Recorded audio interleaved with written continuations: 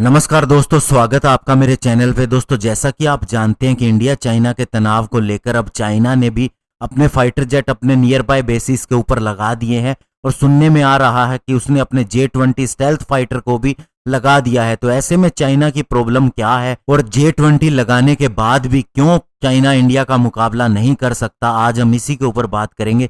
चलिए दोस्तों शुरू करते हैं।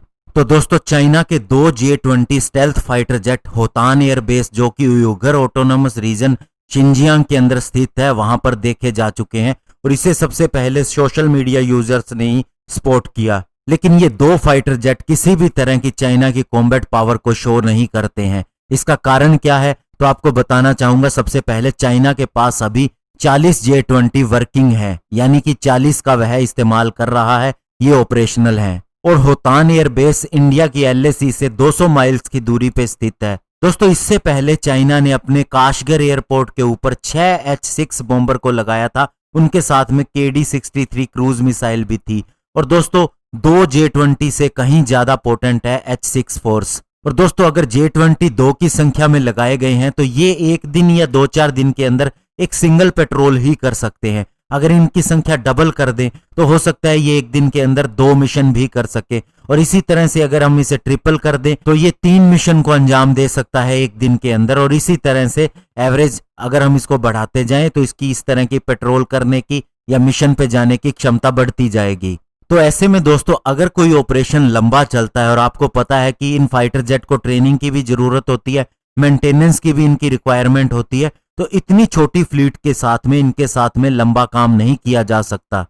और ये प्रॉब्लम चाइना के साथ भी नहीं है, जो छोटी यूरोपियन कंट्रीज हैं उनके साथ में भी है, जिनके पास कम संख्या में फाइटर जेट है। अगर हम डेनमार्क की बात करें तो वह 27 F-35 खरीदने जा रहा है अपने पुराने 41 F-16 को रिप्लेस करने के लिए। तो ऐसे में दोस्तों, अब ये कोई ज्यादा संख्या में नहीं है 27, तो इससे उसका गुजारा नहीं चल सकता अगर युद्ध हो जाए। वहीं बेल्जियम की बात करें तो वह भी 34 F-35 खरीदने जा रहा है अपने पुराने 56 F-16 को रिप्लेस करने के लिए। और दोस्तों, F-16 तो फिर भी उनकी प्राइस कम था, लेकिन F-35 का आपको पता है ऑपरेशनल कॉस्ट भी बहुत ज्यादा है और इसका प्राइस भी बहुत ज्यादा है, इसलिए वे ज्यादा संख्या में इसे खरीद भी नहीं सकते। वहीं चाइना का 2 J-20 को लगाया जाना क्या साबित करता है? ये एक इशारा करता है कि फ्यूचर डिप्लॉयमेंट चाइना की कैसी हो सकती है। इसका मतलब ये है कि वह कई तरह की कई वैरायटी के फाइटर जेट वहां पर लगा सकता है। और अभी की चाइनीज एयरफोर्स की बात करें दोस्तों, तो वह ईस्टर्न सेक्टर के ऊपर ज्यादा ध्यान देती है, जहां पर साउथ चाइना सी है, जहां पर उसकी साउथ कोरिया, अमेरिका और जापान के साथ में कभी भी भिड़ंत हो सकती है। तो ऐसे में उसके वेस्टर्न सेक्टर के अंदर उसकी एयरफोर्स ज्यादा स्ट्रॉन्ग नहीं है। वहीं वेस्टर्न सेक्टर के अंदर चाइना ज्यादातर अपने J-16 फाइटर जेट से फ्लाई करता है, नॉर्मली इनके साथ में सॉर्टी लेता है। तो ऐसे में इनके साथ बहुत ही कम संख्या में एयर टू एयर मिसाइल लगाई जाती हैं और साथ ही हर बार इन्हें नई ब्रेक डिस्क लगानी पड़ती है हर मिशन के बाद में।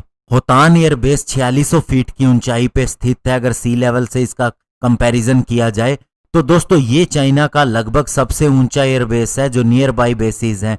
तो ऐसे में एयरक्राफ्ट की फ्लाइंग के ऊपर, उसकी परफॉर्मेंस के ऊपर बहुत ही नेगेटिव असर पड़ता है। लेकिन जो थिन एयर और हाई एयर का इंपैक्ट होता है किसी भी एयरक्राफ्ट की परफॉर्मेंस के ऊपर, वो यहाँ पर कम हो जाता है, क्योंकि होतान एयरबेस की LAC से दूरी सबसे कम है अगर इसका कंपैरिजन अदर बेसिस से किया जाए।